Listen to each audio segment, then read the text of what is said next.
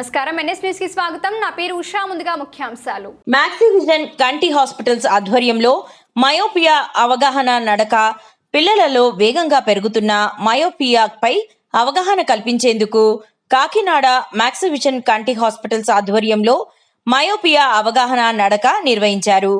పిల్లలు ఎక్కువ సమయం మొబైల్ స్క్రీన్ ముందు గడపడం వల్ల, బహిరంగ ఆటలు తగ్గిపోవడం వల్ల మయోపియా కేసులు పెరుగుతున్నాయని కార్యక్రమం నిర్వాహకులు తెలిపారు.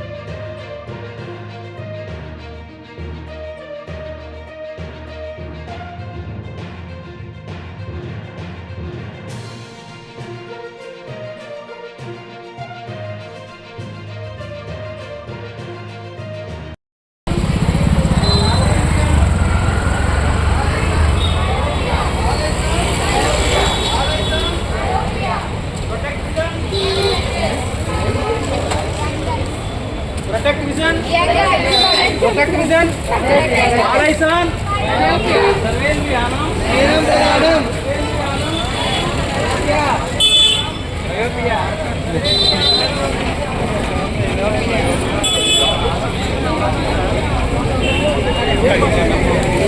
నమస్కారం అండి. సర్వేంద్రియానం నయనం ప్రధానం. మ్యాక్సివిజన్ ఐ హాస్పిటల్ తరపున నేను డాక్టర్ హారిక పిడియాట్రిక్ ఆఫ్థల్మాలజిస్ట్ని మాట్లాడుతున్నాను. నేషనల్ మయోపియా వీక్ అన్న సందర్భంలో మేము మయోపియా మీద అవేర్నెస్ క్రియేట్ చేయడం కోసం ఈ వాక్ అనేది కండక్ట్ చేస్తున్నాము. మయోపియా అంటే ఏంటంటే మైనస్ పవర్స్ రావడం. పిల్లల్లో ఈ మైనస్ పవర్స్ అనేవి చాలా ఎక్కువగా ఉంటాయండి.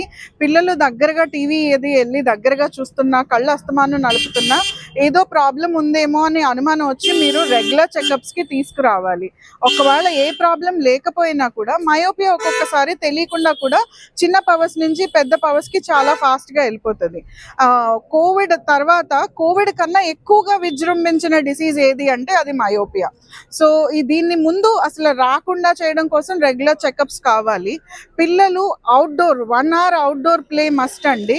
రోజు 1 గంట పిల్లల్ని బయట ఆడుకోమని ఎంకరేజ్ చేయాలి.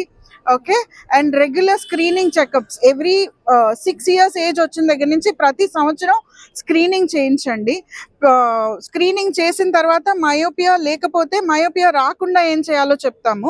ఒకవేళ మయోపియా ఉంటే మయోపియా పెరగకుండా ఏం చేయాలో చెప్తాము.